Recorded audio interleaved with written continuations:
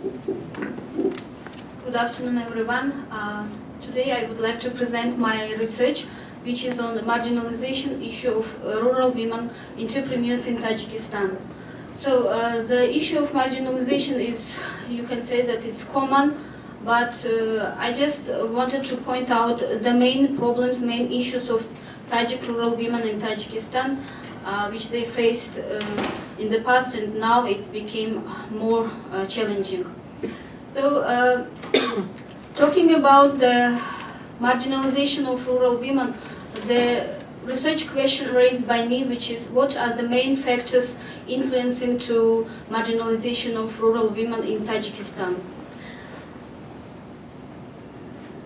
My research, I should say that it is different because it based mainly on my experience of work. I worked with international agencies on rural women issues more than 10 years, and I'm a lawyer, and I know it's an insider's view, and I know the challenging issues facing by rural women in Tajikistan, in remote areas, in mountainous areas of Tajikistan by women. So Tajikistan is one of the poorest countries of Central Asia, and Tajikistan has a history of pre-Soviet time, Soviet time, and during the pre-Soviet time, women had the same marginalization issue. They were out of public life, they were excluded, and Shariat was a managing law for the society. During the Soviet time, Soviets came and they gave opportunity to women, equal rights to men and women, and women started to participate in decision-making process. They started to have more and more access in everyday life. But let's say the truth that unfortunately during our days we have lots of present challenges facing by women, and persistent gender inequality. It's one of the main issues. Women have lack of access to job. They have lack of access to decision making like in the past, and also they have lack of access to financial services.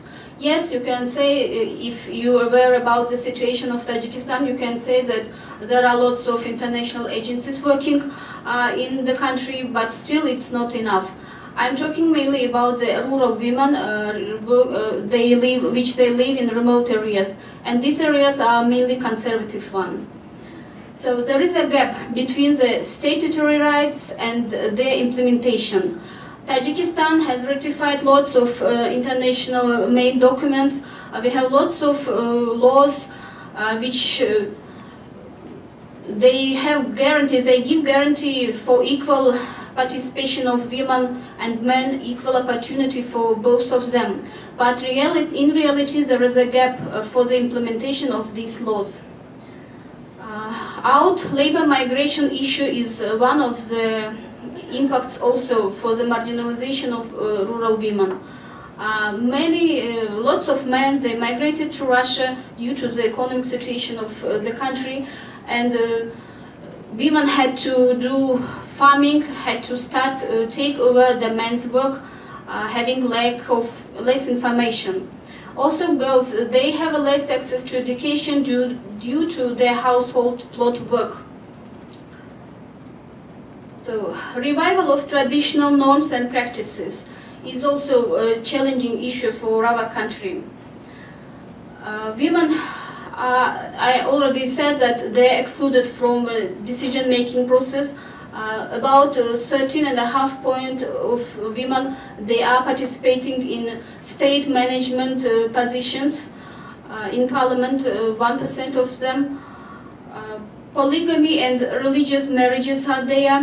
About the polygamy, I should say that there is a law prohibiting the polygamy, but according to Islamic tradition, it's coming back.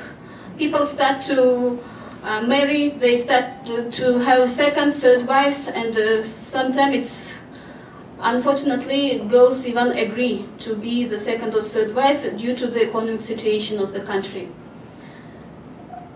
Arrangement of weddings. We have very, very expensive weddings, which is, I have calculation in my research. When you read it, you can be able to understand, but just in general, I can say that it's about the maximum is $5,000 for one marriage arrangement, or the minimum is $1,000, which is very high rate for the Tajikistan, taking into account their situation of job market and the payment.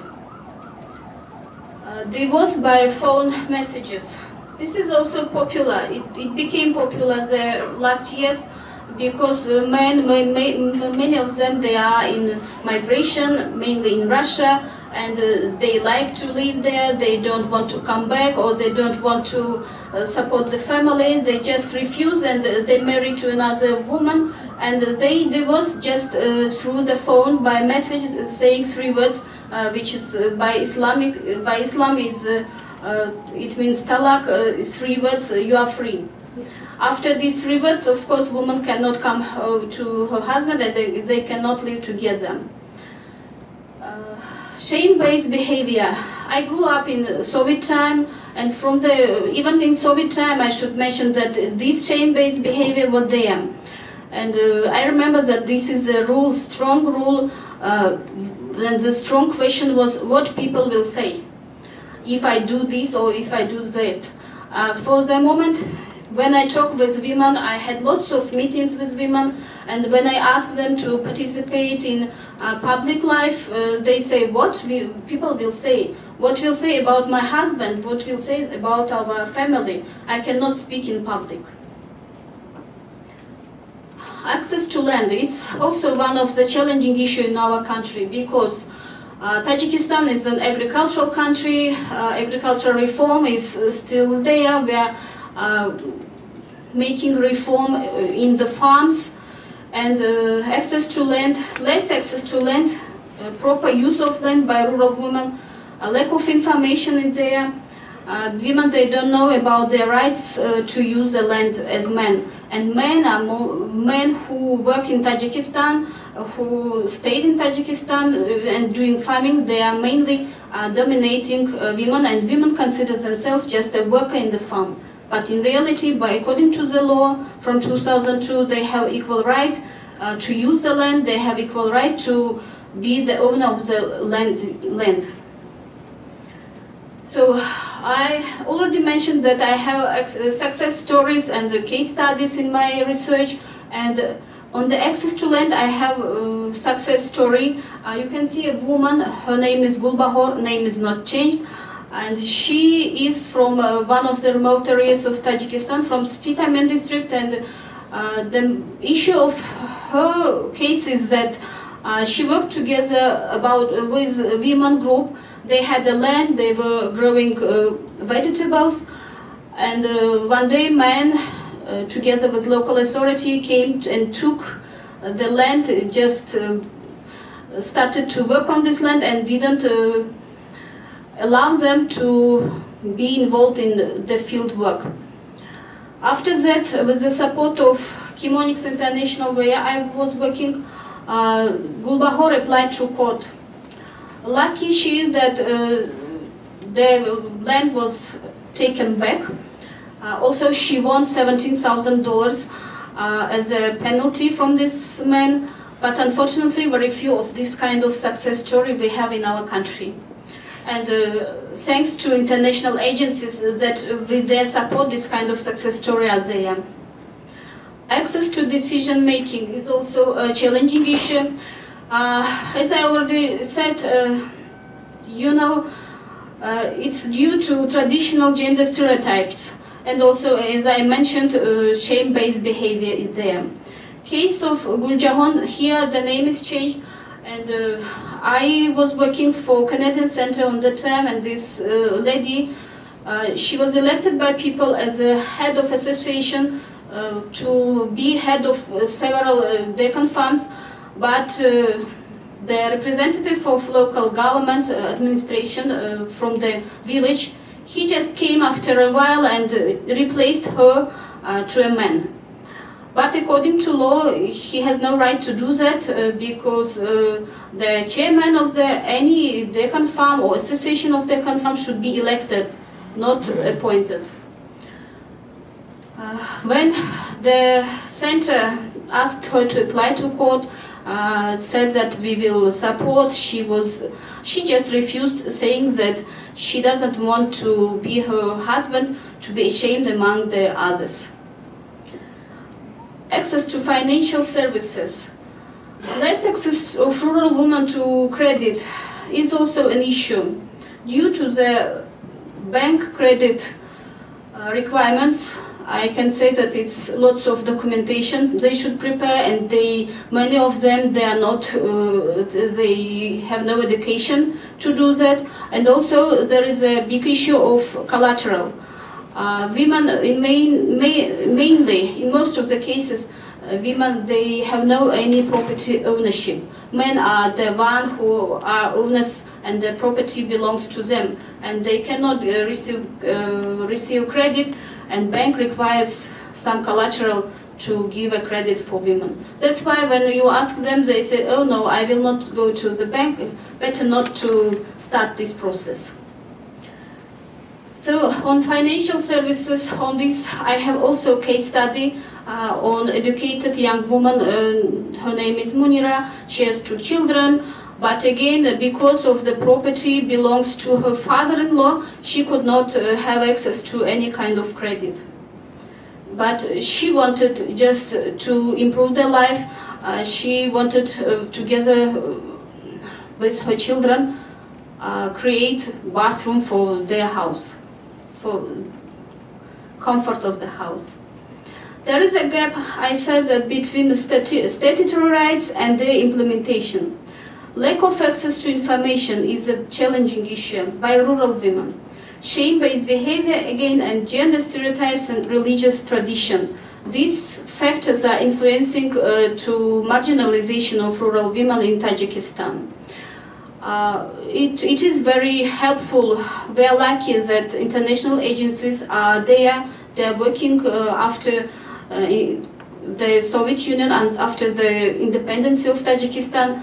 But still, as I said, it's not enough. In the conservative places, they have lots of barriers to work. In remote mountainous areas, it's very difficult to have access to get there.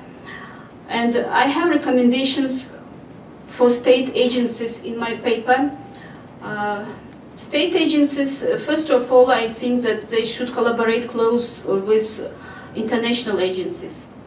Also, they should increase number of women in parliament. They increase quotas for women in small business, especially on farming. They should increase awareness campaigns, like conduct trainings, or even participate in the trainings which conducted by international NGOs. Also, forums are very useful for women, and round tables. If women will have a speech in public and will understand about the other situation of other women from other regions, it's very helpful. I have recommendations for state agencies on the access of land, of course, also. It's to improve knowledge and skills of women on legal rights, first of all. Also expand legal aid centers which are created by international agencies. Media campaigns. Mainly in rural areas of Tajikistan, people are listening to radio, and it would be very good and useful to have a radio campaign about the human and legal rights of women. Recommendations for state on entrepreneurship is also there. To simplify the document requirements by bank, because women have no idea, they cannot understand, they cannot prepare all the required documents which are created by banks. Special credits for rural women on farming with less interest rate could be very helpful also. Improve rural women living in training on entrepreneurship. Also conduct forums, exchange visits for rural women farmers, saying about exchange visits, I mean to show rural women the best practices of some of women who received credit, who gained knowledge and had a success. The more information you will be able to find in my research paper, and I will be happy to answer your questions during the discussion. Thank you.